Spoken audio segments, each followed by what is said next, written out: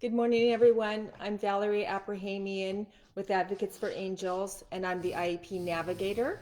And I help parents get the education their child needs to thrive both in school and in life after high school. Let me just make sure okay. So this morning's Facebook Live is entitled, "We are watching the death of special education as we know it." Are you ready to be a part of creating a new educational system? So parents, I've been talking about this now for a while. Parents need to, we all need to find our voice, stand up, and make known the needs of our children and the crisis that our children are in right now with virtual schooling and as a result of school closures. So I'm in California, but I know this is happening across the nation where we were supposed to go back in January. Everyone was scheduled to go back in January, and now we've received word that that is not going to happen. We are not going back after the winter break, and schools will remain closed throughout the entire 2020-2021 school year until the end of June or June or May or June, whenever your school district may close or may end that their school year. Okay, so, and of course, we have no idea what's going to happen for summer and moving forward. So we have to just see how that goes. But schools are going to remain closed. Now, with that, last Friday, there was a young man who committed suicide on a Zoom academic instruction call with his entire class.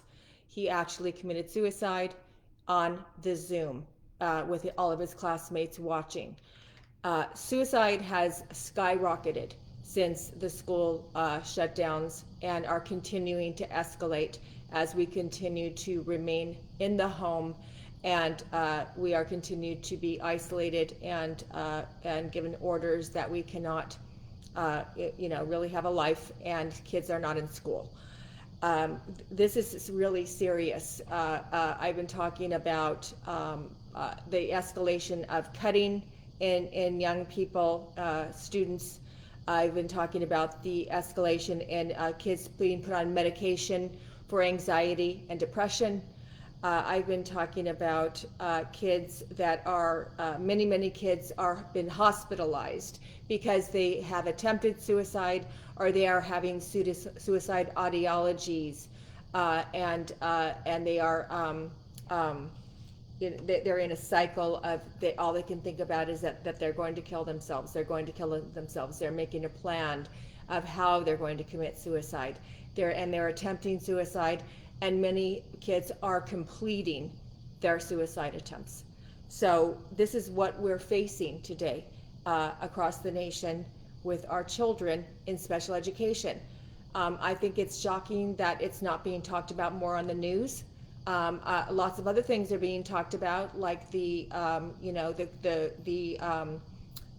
pandemic rates, and how they're going up and where they're skyrocketing. But we're not talking about the skyrocketing of what is happening to our kids as a result of having to be locked down and schools being closed. So I want to talk about special education kids and the suicide situation, because kids in special ed, they have a higher suicide rate than your typical neurotypical child, especially autism.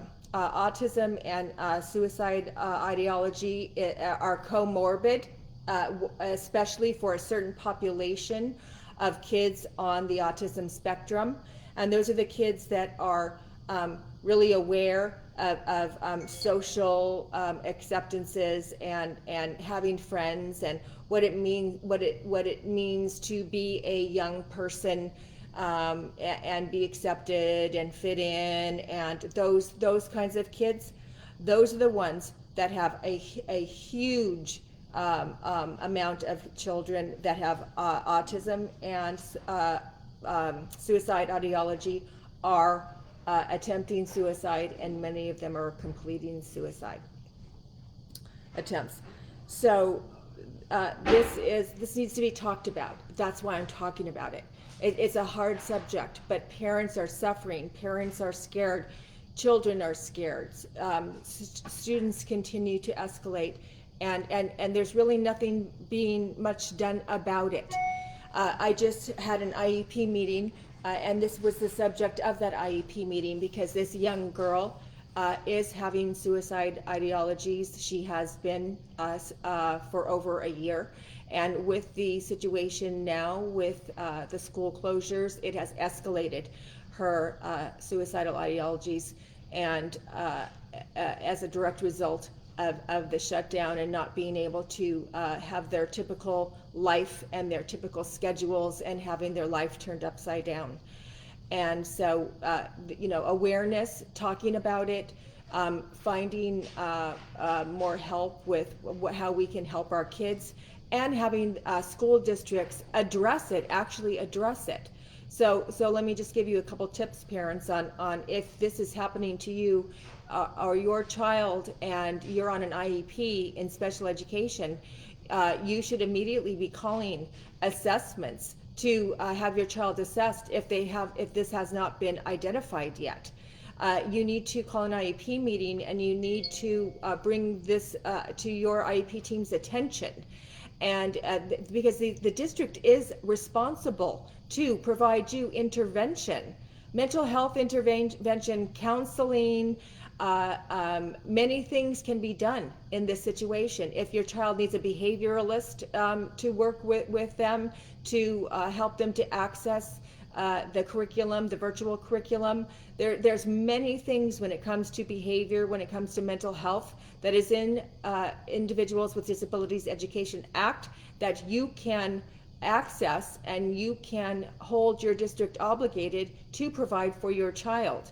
So start taking some of these steps and getting help for your child. So that's what I want. I'm just wanting to open this door and bring to the raise awareness on this subject as we watch really, the death of special education, because that's what's happening. IDEA is being dismantled every day. IEPs are not being implemented every day across the nation. Kids are not getting the help they need every day across the nation. So parents, learn your rights, learn how to hold your district accountable when you have your IEP meetings. The kids that I'm advocating for, they are getting services. They are starting to make progress. They are starting to get better and feel better about the virtual situation. But it takes commitment, it takes educating yourself about your rights, and it takes learning how to work with your local school district to hold them accountable in order to get to that place. So that's my Facebook Live for this morning, parents.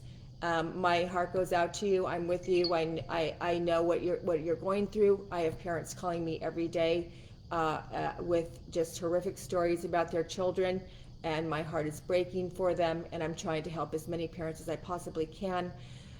Keep going. Get the help you need for your child. God bless everyone, and I will see you next Monday on my next Facebook Live. Please like and share this video, parents, so other parents can hear this information and wake up to getting the help that they need for their child on an IEP.